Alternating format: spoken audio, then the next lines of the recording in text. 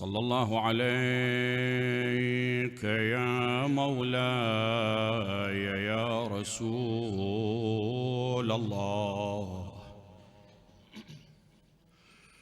وعلى آل بيتك المظلومين. فاز من اعتصم بحبلكم، وهدى الله من يخالفكم، ورزقنا شفاعتكم إنه سميع مجيب. لك الحمد يا مستوجب الحمد والثناء، ويا من بنا فقر له وله الغنى. لك الحمد يا مستوجب الحمد والثناء، ويا من بنا فقر له وله الغنى. إليك التجأنا في الشدائد فانمحيته، وكان لنا ببابك الأمن والمنى. تكرمت بالحسنى وألهمت شكرها، تكرمت بالحسنى وألهمت شكرها، فشكرا على شكر ولا زلت محسنا. بسم الله الرحمن الرحيم. يا أيها الناس اعبدوا ربكم الذي خلقكم ومن قبلكم لعلكم ترحمون. من أسوأ ما يمكن أن يصدر من الإنسان في حق أبناء نوعه هو الجفاء والإعراض وعدم الالتفات. ضمير ميت، شعور جاف، خصوصاً اتجاه الإنسان الذي قدم إلى هذا الإنسان يد العون والمساعدة، وخصوصاً في ساعة الضيق والشدة، لا بكلمة طيبة ولا بموقف حسن، بل أكثر من ذلك يتجرأ على من هو أحسن إليه بالموقف السيء والخبيث إن صح التعبير. الله عز وجل في محكم كتابه الكريم يشير إلى هذه الحقيقة. هل قوله عز وجل بسم الله الرحمن الرحيم هل جزاء الإحسان إلا الإحسان؟ ولكن للأسف الشديد هناك من يتميز بالنفسية المريضة، عند الضيق عند الشدة يتوسل بهذا وذاك، يأتي إليه ويقدم له يد العون والمساعدة. الله عز وجل لرحمته الواسعة يسخر له من يأتي إليه ويقدم له يد العون والمساعدة بعد إتمام المهمة وقضاء الحاجة. أول من يتجرأ الإنسان يتجرأ على ذلك الرجل الذي قدم له يد العون والمساعدة. ومن الغريب إخواني وللأسف الشديد الذي يحز في النفس أكثر وأكثر إلى إذا كان الموقف السيء، إذا كان الموقف الخبيث يصدر من الأقارب والأرحام، هاي بعد أكثر. ليش؟ يكفيك النبأ عن إمامنا أمير المؤمنين علي بن أبي طالب صلوات الله وسلامه علي في حديثه الذي يستحق التأمل إخواني وأعزائي: غدر الأقارب أمر من لسع العقارب. غدر الأقارب أمض أو أمر من لسع سحقا. تبا لقوم ودهم متلون، غدروا وأبدوا أنهم خلان، عند المصالح يظهرون مودة، وإذا انتهت تلك المصالح خانوا. الغدر من طبع الذئاب، فلا تكن ذئبا بطبعك أيها الإنسان. مو أنت إنسان يفيد الحكي. الغدر من طبع الذئاب، فلا تكن ذئبا بطبعك أيها الإنسان. ولكن النقطة التي ينبغي الالتفات إليها إخواني وأعزائي: الإنسان الذي يتميز، الإنسان الذي هو ناكر للجميل، من أنكر الجميل عليه أن يتأمل في هذه النقطة. يكون محاسب ومعاتب من قبل مجتمعه من جهتين. أولاً، عندما الناس يسمعون ويرون موقفه السيء اتجاه ذلك الإنسان الذي قدم له يد العون والمساعدة، يكون رجلاً مذموماً، يكون رجلاً مكروها في داخل مجتمعه. الناس تعرف هذا صاحب فضل على هذا، لو ما هذا ما يوصل، لو ما هذا ما ينجح، لو ما هذا ما يتوفق، وهذا هم الدق ويا فرد دقه تلعب النفس على قولته اللي يقول. الصيت والسمعة التي تدور في الأذهان من قبل الناس فكرة سيئة تجاه هذا الرجل، ترى هذا مو خوش لحد يتعامل وياه هالشكل، يتميز بميزة سيئة، وهي مقابلة الإحسان بالإساءة، مقابلة إن صح التعبير الإحسان بالإساءة. هذا من جانب. ثانياً، نفس الإنسان الذي قدم الخير المساعدة له تخرج من فمه كلمات: مو هذا مجوي، مو هذا محروق قلبه، هو اللي صاحب فضل عليه، هو اللي مقدم له على كل حال، وهذا همات على قولته اللي يقول عمك ما يسمع. والشكل عندما يرى الإنسان موقف الرجل السيء اتجاهه قد تصدر من فمه كلام لا يتمناه الرجل. انت هذا مقدم لك مساعدة والشكل، وأنت بأمس الحاجة إلى تلك المساعدة، وفي ساعة الضيق وفي تلك الساعة على كل حال يصدر منك ما لا ينسجم نهائيا مع موقف الرجل. هذا مج راح تحرق قلبه، أنت راح تاذيه، وقطعا ذاك من ذاك اللي يتحمل، ذاك من ذاك اللي يتحمل. ولكن هناك من يتميز يقول لك هالشكل ما راح أخلي لك سكة قدام أبناء العشيرة، وش يطلع من حلقة همات يطلع. طبعا قد احنا ما راح نأيد هذا الأسلوب، يعني المفروض قربة إلى الله تعالى، والإنسان المؤمن يكون يتميز بالصدر الواسع، ولكن على كل حال إنسان دم ولحم قد تصدر من فمه كلمة لا يتمنى ذلك الرجل. على الإنسان أن يتأمل في هذا المعنى، وخصوصا قلت لك إذا كانت الحركة السيئة، الموقف السيء أو الكلمة. بس يا عمي خيرك ما شفنا، ايش فينا شرك. انت اذا ما عندك النفسية العالية اللي ترد الجميل ليش تحفر؟ ليش تحفر؟ مو هو مقدم لك مساعدة، انت همات تتميز بالنفسية المريضة، عوفة ليش تحفر له؟ ولا تنسى هاي الأمثال الشعبية اللي أنا أعتز بها، وكل واحدة من عدن في نظر القاصر محاضرة: يا حافر البير لا تغمق مساحيره، خاف مو وراء مو حسبالك، ترى كما تدان، من يزرع الثوم لم يحصد الريحان. فعلى الإنسان أن يتأمل إلى هذه الحقيقة.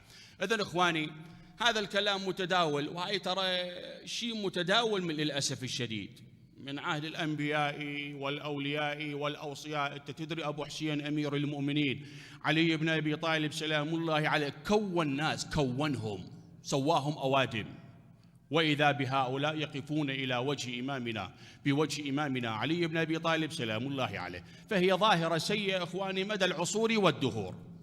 ولكن القول المتفق عليه: رد الإحسان إلى من هو أحسن إلينا شيء مطلوب ومفروض، والذي يترك هذه الصفة، هذه المهمة، يكون محاسب ومعاقب من قبل مجتمعه.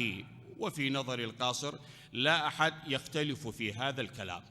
ألفت الأنظار إلى حقيقة ثانية هي أعظم وأشد من هذا المورد. إذا كان رد الجميل مفروض بالنسبة إلى الإنسان وعلى الإنسان والإنسانية، ما رأيك، ما ظنك هناك من يتميز بهذه الميزة البشعة أشد وأكثر بكثير من المورد الأول، وهو يقابل الإحسان من قبل خالقه جل وعلا بالإساءة. أنت تنسى الجميل والمعروف من قبل أبناء نوعك، تكون محاسب ومعاقب من قبل المجتمع، مو هالشكل؟ ما ظنك هناك من يتميز ينسى من خلقه، ينسى من رزقه، ينسى من سخر له كل شيء. أرجو الانتباه إلى هذه النقطة إخواني. هذا اللي يسوي لك جميل ومعروف، منو اللي مدعبله؟ منو اللي مسخر إليك؟ منو هذا؟ ذلت لقدرتك الصعاب وتسببت بلطفك الأسباب. هذا اللي قدم لك المساعدة، ليش إلك؟ ليش مو لغيرك؟ الله عز وجل، الله عز وجل. ومن الغريب إخواني هناك أيضا من يتميز بهذه الميزة، يرد الجميل إلى من هو أحسن إليه، ولكن ينسى الذي سخر له هذا الإنسان، ينسى المنعم الأول والأخير، الله تبارك وتعالى. هو الذي رزقنا، هو الذي خلقنا، هو الذي أطعمنا، هو الذي سخر لنا كل شيء. وإذا ما أقول البعض إخواني، يظهر الكثير من العباد في واد والمولى تبارك وتعالى في واد. هي آيات هواية، ولكن من ضمنها بسم الله الرحمن الرحيم: وإن تعدوا نعمة الله لا تحصوها. بعد: فلولا فضل الله عليكم ورحمته لكنتم من الخاسرين إخواني. ولكن من الغريب، من العجيب هناك من يتميز بهذه السيئة، بهذه الظاهرة السيئة، يعمل لكل الناس سوى المولى تبارك وتعالى، يذكر الجميع سوى الله عز وجل، وهو غافل عن هذه. إخواني القرآن الكريم كما تعلمون يتكون من مجموعة من السور، 114 سورة، وكل سورة هم تتكون مجموعة من الآيات. إذا عد خلق أخذ الكتاب كله، ولكن في نظر القاصر اللي ما عد خلق يكتفي بهذه السورة، وهي سورة العصر، يكتفي بسورة العصر. بسم الله الرحمن الرحيم: والعصر إن الإنسان، ما بها مجال، إن الإنسان لفي خسر إلا الذين آمنوا وعملوا الصالحات وتواصوا بالحق وتواصوا وعملوا الصالحات. يذكر كل شيء سوى المولى تبارك وتعالى، يعمل إلى جميع الناس ليل مع نهار، ولا يذكر المولى تبارك وتعالى بعمل صالح. بس بغض النظر عن المستحبات، بغض النظر عن المستحبات، هناك من تارك لصلاته، تارك لصيامه، تارك لحجه ولخمسه ولزكاته، يتجرأ على خالقه تبارك وتعالى ويتمنى شفاعة أمير المؤمنين. لا صدق أقام ترضي. هناك من يتميز بهذه الجرأة وبهذه الظاهرة، فعلى الإنسان أن يتأمل. انطلاقا من هذا المعنى نأتي إلى بحثنا وموضوعنا الذي يدور حول هذين المحورين. أولا، الأسباب المؤدية إلى ابتعاد البعض من الناس عن المولى تبارك وتعالى. ثانياً، كيفية التقرب، كيفية التوجه إلى الله تبارك وتعالى. أولاً، الأسباب المؤدية إلى ابتعاد البعض من الناس عن الله عز وجل: أولاً غفلة الإنسان والمحدودية في الإدراك. كيف وبأي معنى؟ إخواني، هناك فرق شاسع بين العالم والجاهل.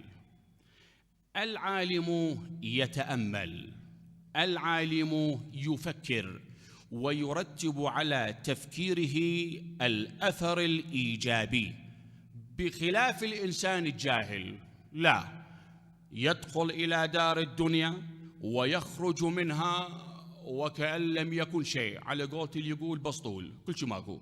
يدخل إلى الدنيا ويخرج منها، بخلاف الإنسان العالم يتأمل، يوم من الأيام يدخل إلى الدنيا، أيام وليالي، أسابيع، أشهر وسنين، فترة محدودة، فترة وجيزة، وبعد ذلك يموت وينتقل إلى دار ثانية. هذه الكيفية إخواني هي متفق، رأي واحد متفق عليه، تطبق هذه الفكرة، هذه القاعدة على جميع الخلائق، بغض النظر عن القوميات، بغض النظر عن الأديان والمذاهب. شيء بالشيء يذكر، أنا والدي ووالد والدي وقد والد الوالد الوالد، والشكل أعرفه ويعرفوني، لكن اللي قبله منه؟ جد الرابع الخامس موجود لو ما موجود؟ موجود، لكن من هو؟ يعني أسأل نفسي، اتهم ما تسأل نفسك، منو من عندنا حريص يتعرف حتى على اسمه؟ منو من عندنا حريص؟ قطعا عمام، خوال، عمات، خالات، محل، بيت، رصيد بنكي، مو هالشكل، صيته واعتباره، لكن منو من عندنا يفكر من هو ومن هو اسمه؟ إذا كان الأمر كذلك بالنسبة إلى الأجيال السابقة، قطعا أنا وأنت أيضا يوم من الأيام أتخطر. الشيخ الوائلي رضوان الله عليه عنده صديق بسوق الكبير، راد هذا صاحب المحل اللي هو بسوق الكبير، على كل حال الشيخ صديقه وعميد المنبر، قال له الشيخ يعظني، فرد موعظة هالشكل، هو يعرف وين محله؟ قال له وين محلك؟ قال له بسوق الكبير. قال له باليوم كم جنازة تعدى من قدامك؟ قال له خير من الله لا تحصى ولا تعد. قال له بعد شو نصحك؟ هي الموعظة قدامك، الموعظة قدامك، يوم عمك، خالك، جدك، أبوك، جيرانك، إلى أن يلحقك الشرع، مو الشكل؟ هناك من يتأمل إخواني وهناك من لا. في نظر القاصر، سبب من الأسباب الرئيسية المؤدية إلى ابتعاد الناس عن المولى تبارك وتعالى الغفلة والمحدودية في الإدراك. ثانياً الطغيان. للأسف الشديد الطغيان هماد ما أدري على اليمن، هناك من يتميز بصفة الطغيان، بصفة التكبر، بصفة الغطرسة، خصوصاً عندما تأتي إليه الأموال الهائلة. شايفين بعض الناس من ماكو شيء وفكر تشوفه على قولة اللي يقول فروج، ماكو شيء، يعني حضوره بمجالس أهل البيت متواصلة، صلاة جماعة، على كل حال لم تخرج من فمه سوى الكلمة الطيبة، لكن بفضل المولى عز وجل على قولة اللي يقول من يصير بظافيره شوية طحين، أول من ينسى ويتجرأ على المنعم الأول والأخير الله تبارك وتعالى. يتميز بصفة الطغيان على كل حال. الإنسان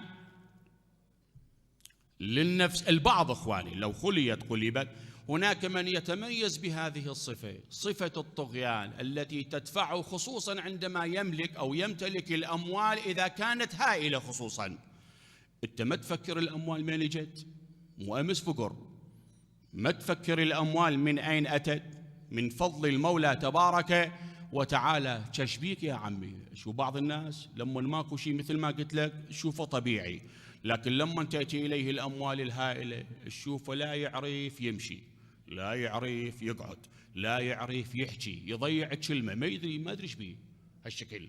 هناك من يتميز بهذه، ولذلك المولى عز وجل في محكم كتابه الكريم: ولو بسط الله الرزق لعباده لبغوا. شنو لبغوا؟ يعرف ما عنده النفسية على كل حال إذا امتلك الأموال. ولذلك ورد في الحديث الشريف: خير الرزق ما يكفي. خير الرزق ما يكفي، يعني على قده. إذا أعطيته أكثر من قابليته بعد ما يميز اليمنى من اليسرى. ولذلك إخواني، سبب من الأسباب المؤدية إلى ابتعاد البعض من الناس عن المولى تبارك وتعالى صفة الطغيان. ثالثاً، حب الدنيا. جميع الجرائم، جميع الخبائث أساسها هي هذه الصفة، حب الدنيا. لماذا إخواني وأعزائي؟ الله عز وجل في محكم كتابه الكريم يشير إلى هذه الحقيقة: وتحبون المال حبا جما. تشلع قلبه ولا تشلع التومان على قوت اللي يقول. وفي آية ثانية قوله عز وجل: بسم الله الرحمن الرحيم: ألهاكم التكاثر حتى زرتم المقابر. الإنسان مشغول في التكثير، في التكاثر في الأموال، في الذرية، يعمل ليل مع نهار من أجل الوصول إلى ما يدور في ذهنه من مطامع ومصالح وغايات. وأساس هذه المحنة إخواني هو حب الدنيا ولعه الشديد، حب الإنسان إلى الدنيا وولعه الشديد. طبعا هذا المعنى إخواني ترى ما يمنع، مو تتصور يعني الإنسان يكون أخروي صرف، لا، ما يمنع أن الإنسان في آن واحد يكون دنيوي وأخروي أيضا. كيف وبأي معنى؟ يكفيك النبأ عن إمامنا علي بن أبي طالب سلام الله عليه: اعمل لدنياك كأنك تعيش أبدا، واعمل لآخرتك كأنك تموت. لا بأس أن الإنسان يجمع، والمفروض هكذا، ولكن لا والله، هناك من يتميز يعمل لآخرته وينسى الدنيا، وهناك من يعمل لدنياه ويترك آخرته. فعلى الإنسان أن يتأمل في هذا المطلب. سبب من الأسباب الرئيسية إخواني المؤدية إلى ابتعاد البعض من الناس عن المولى عز وجل هو حبه الشديد إلى الدنيا. يعبر عن هذه الحقيقة الصحابي الجليل أبو ذر الغفاري رضوان الله عليه. يقول له: يا أبا ذر، ما لنا نكره الموت؟ إحنا شبينا ما لنا نكره الموت؟ قال: لأنكم عمرتم الدنيا وأخربتم الآخرة، ومن منكم يحب أن يترك من عمر ويذهب إلى خراب؟ من منكم؟ وتكرهون أن تنقلوا من عمران إلى خراب. هناك تعليقة جدا جميلة جدا رائعة. شيء بالشيء يذكر الخليفة الثالث عثمان لما بعد في تلك المنطقة الربذة أبو ذر الغفاري، بعث إليه رجلين أبيدهم أموال من قبل عثمان. دخل على أبي ذر الغفاري رضوان الله عليه، قدموا له الأموال، قالوا له: هاي الأموال من الخليفة عثمان. قال لهما: لا حاجة لي في هذه الأموال. يعرفوا الرجل متشرع على كل حال بمعنى الكلمة، من أصحاب إمامنا أمير المؤمنين. قالوا له: مولانا، هاي الأموال ترى ما خالطها حرام، ومن خالص أموال عثمان. قال لهما: لا حاجة لي بهذه الأموال، وإني أصبحت يومي هذا وأنا من أغنى الناس، وأنا من أغنى الناس. هذول عاينوا منا قالوا له: عمي أنت حال الضيم حالك، شو كل شيء ماكو، شلون أصبحت من أغنى الناس؟ قال لهما: أصبحت غنيا بولايتي لعلي بن أبي طالب.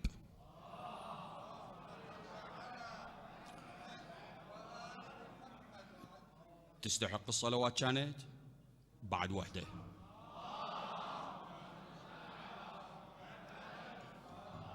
على محبة علي بن أبي طالب، الثالثة أعلى.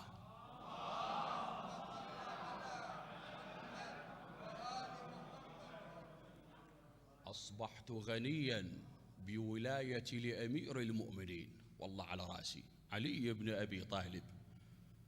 صلوات الله وسلامه عليه. أذكر أبيات شيخ الوائلي سيشبش يذكر: حسد إلى حقد وخسة معدن مطرت عليك وكلهن هتون، راموا بها أن يغرقوك بكذبهم، أتخاف من غرق وأنت سفين، وأراك أكبر من حديث خلافة يستامها مروان أو هارون، لك في النفوس إمامة فيهون لو عصفت بك الشورى أو التعيين.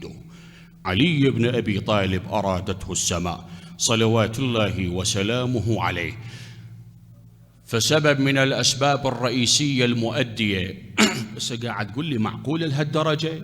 معقول لهالدرجة؟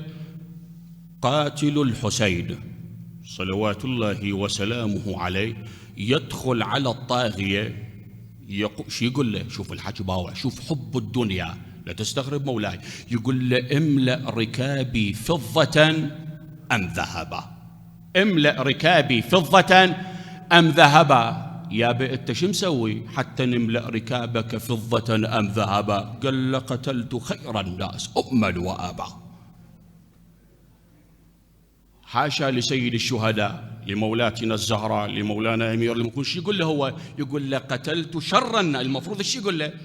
ولكن والفضل ما شهدت به الأعداء، عندما حب الدنيا يتفوق على حب الآخرة يصدر من الإنسان هكذا. إذن إخواني، سبب من الأسباب الرئيسية المؤدية إلى ابتعاد البعض من الناس عن المولى تبارك وتعالى ولعه الشديد إلى الدنيا وما فيها من لذات. هذا هو المحور الأول من بحثنا. ثانياً، كيفية التقرب إلى الله تبارك وتعالى. الإجابة أجوبة متعددة، ولكن في نظر القاصر الآية الكريمة تكشف المعنى بمعنى الكلمة. يا آية قوله عز وجل. للإجابة عن هذا السؤال يجب على الإنسان أن يفكر لماذا خلق، ومن أجل ماذا جاء إلى دار الدنيا، ومن أجل ماذا يحاسب في تلك الدار. تكفينا حجة الآية المباركة قوله عز وجل: بسم الله الرحمن الرحيم: وما خلقت الجن والإنس إلا ليعبدون. إذن سبب الخلق، سبب مجيء الإنسان إلى دار الدنيا هي القيام بهذه المهمة، وهي مهمة العبادة. أرجو الانتباه. كما بينا سابقا، هناك من يفكر وهناك من لا، منذ الولادة وإلى ساعة الرحيل يعمل ليل مع نهار من أجل إشباع غرائزه، ولكن لا والله، هناك من يتميز بالتفكير والتدبير، خصوصا بالآيات الواردة في محكم الكتاب الكريم وبالأحاديث المروية عن أهل بيت العصمة. ويكفيك ما ورد عن إمامنا علي بن أبي طالب سلام الله عليه. أرجو الانتباه أخواني، إن 3 حكايات: طوبى لمن علم من أين وفي أين وإلى أين. جدا رائع، طبعا رائع أبو حسين هذا. طوبى لمن علم من أين وفي أين وإلى أين. وللأسف الشديد هناك من يدخل إلى دار الدنيا ويخرج منها يعمل ليل مع نهار كما بينا من أجل إشباع غرائزه فقط، ولا يلتفت إلى هذا المعنى. لا بد من الرحيل والوقوف بين يدي المولى تبارك وتعالى. الآن يأتي السؤال: وما خلقت الجن والإنس إلا ليعبدون. مجموعة من النقاط تتعلق بالآية الكريمة، ومن ضمن هذه النقاط: أولاً أخواني، بالنسبة، أرجو الانتباه، بالنسبة إلى مهمة العبادة الذي بعين المولى تبارك وتعالى، خلي ذهنك يمي، الذي بعين المولى تبارك وتعالى بالنسبة إلى مهمة العبادة الكيفية ولا الكمية. المهم بعين الله عز وجل الكيفية مو الكمية. يعني شوف هذا المتبرع يتبرع مو بالملايين، بالمليارات، ومو بعين رب العالمين. تشوف واحد ثاني يتبرع له مبلغ جدا ضعيف ولكن بعينه تبارك وتعالى. ليش؟ يتميز بمميزات من أثرها العمل مقبول عند المولى تبارك وتعالى. من باب المثال، أرجو الانتباه، من باب المثال، يساعد الفقراء ولكن تارك لصلاته. خوش مساعدة هاي. يساعد الفقراء وهو عاق الوالدين، ما يدري أمه وأبوه بيا شريعة يشربوا الماء. خوش مساعدة هاي. من باب المثال إخواني، يصلي صلاة الجماعة طمعا بالصيت والسمعة حتى الناس يشوفوه. هناك من يساعد الفقراء طمعا بالشهرة، طمعا بالشهرة. هناك من يحضر مجالس أهل البيت، عندك رايح ما عندنا شغل، لفراغه، مو من أجل التقرب إلى المولى تبارك وتعالى إخواني. ولذلك ورد في الحديث إخواني العمل مش أولا الكيفية مو الكمية. ويكفيك النبأ ما ورد عن إمامنا علي بن أبي كلها أبو حسين سلام الله عليه: في الإخلاص يكون الخلاص.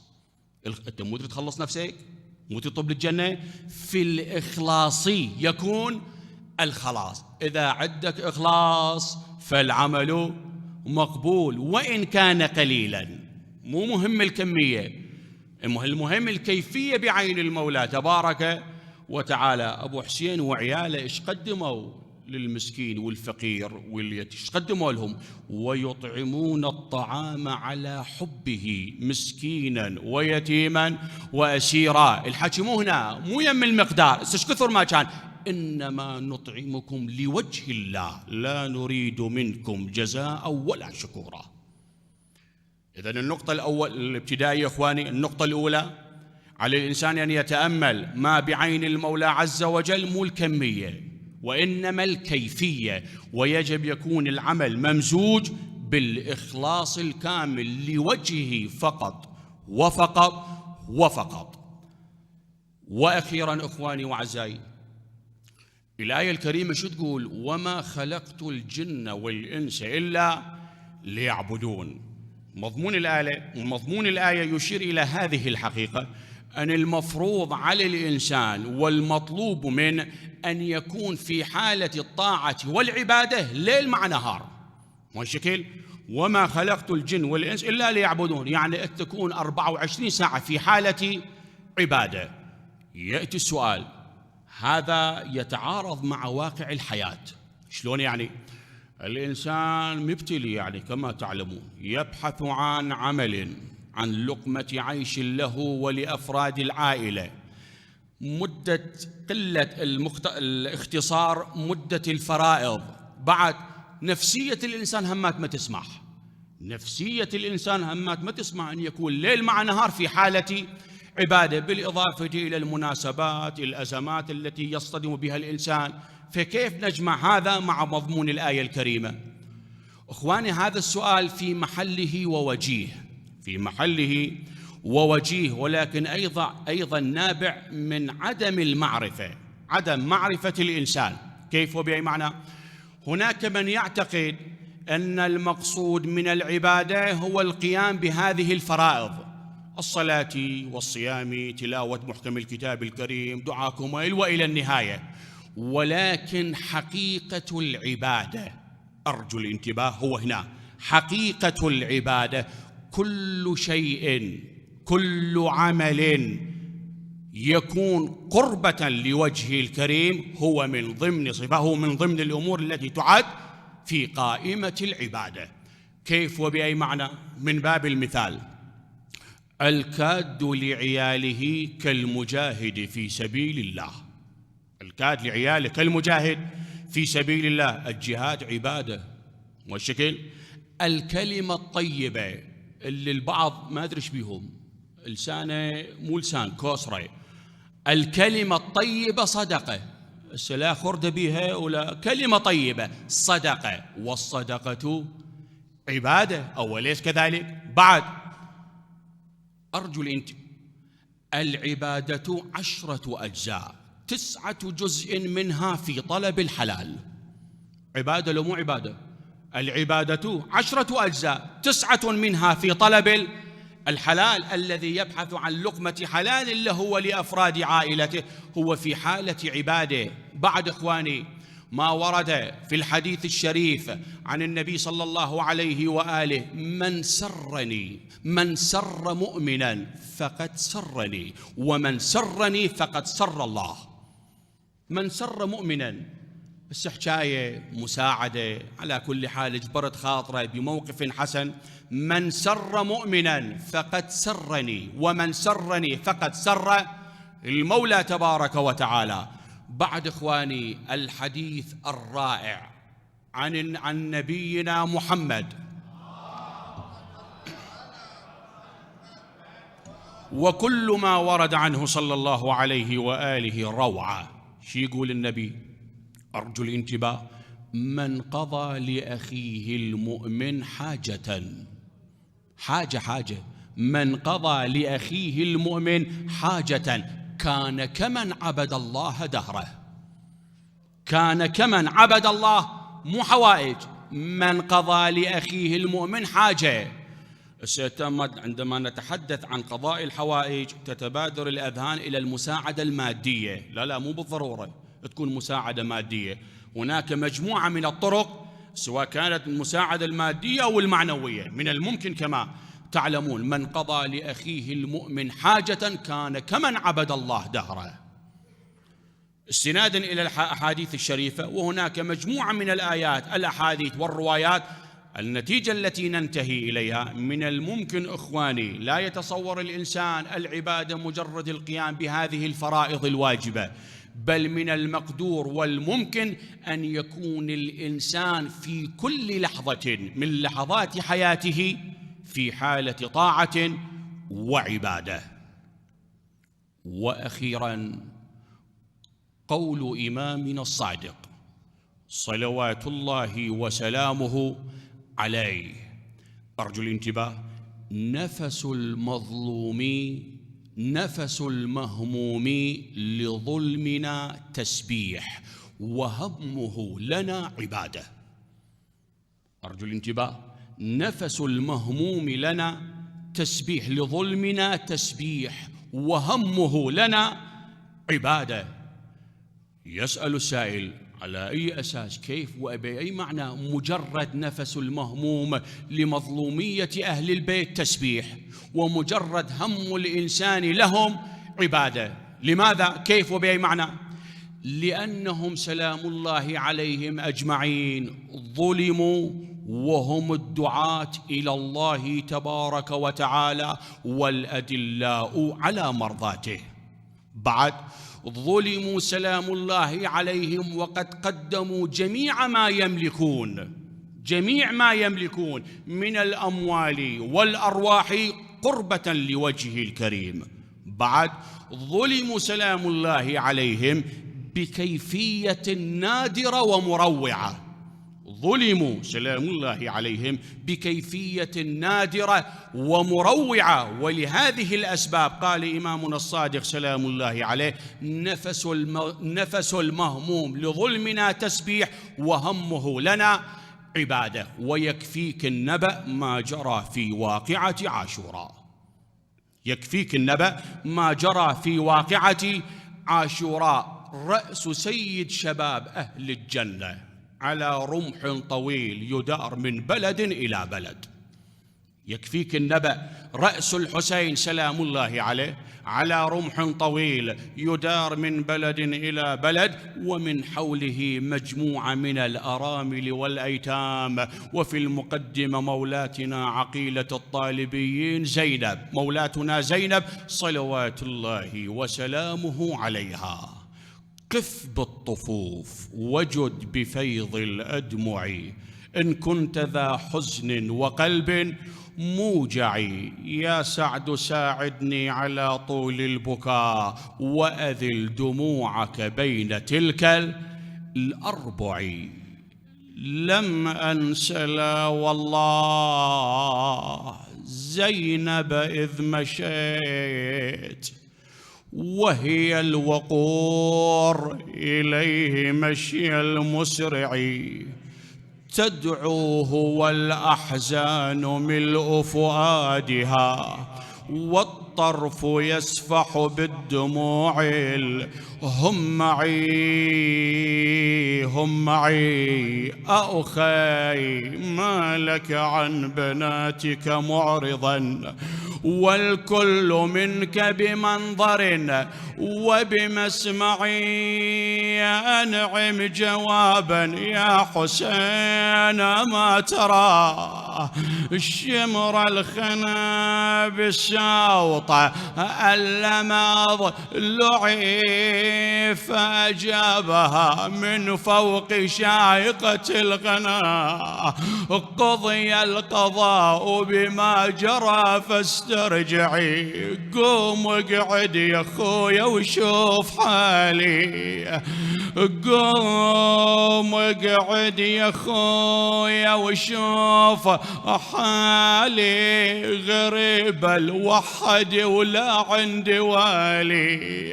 يا ابو اليمه وبعد قلي ايش بقالي ايش بقالي، انا توني تذكرت عزي ودلالي. خرجت عقيلة الطالبين زينب صلوات الله وسلامه عليها، أمامها جيش جرار ليس له بداية ولا نهاية، ومن خلفها خيام محترقة مشتعلة بالنار، ومن حولها مجموعة من الأرامل والأيتام. هاي تقول أبويا ليش ما جاني، وذيك تقول أخي ليش ينساني، وهاي تقول ابن البار خلاني عم زين بصاحة النسوان، والهانة علي من العتب والروس ويانا. الراس حسين هذا وروس خوانا، يبارون الضعن أول وتاليا. يا الله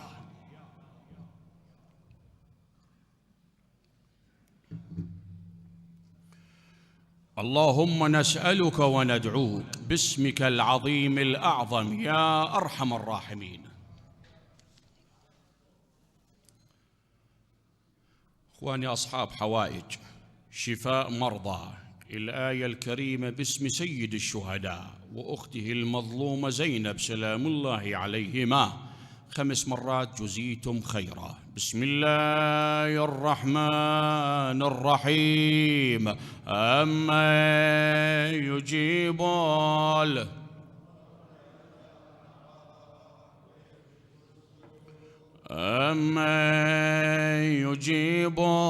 المضطر إذا دعاه.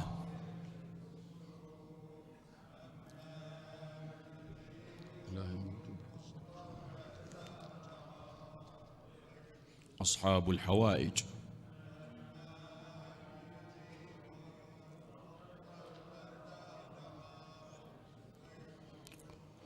أما يجيب المضطر إذا دعاه. اللهم وفقنا لما تحب وترضى، أدخل على أهل القبور السرور، اجعل عواقب أمورنا خيرا. اللهم وفقنا لزيارة الحسين وخدمة الحسين وشفاعة الحسين بحق أم وأخت الحسين. اللهم اكشف هذه الغمة عن هذه الأمة يا الله بالحسين الوجيه. عجل لوليك الفرج. إلى أرواح المؤمنين والمؤمنات ومن مات على الإيمان، خدمة سيد الشهداء. الفاتحة.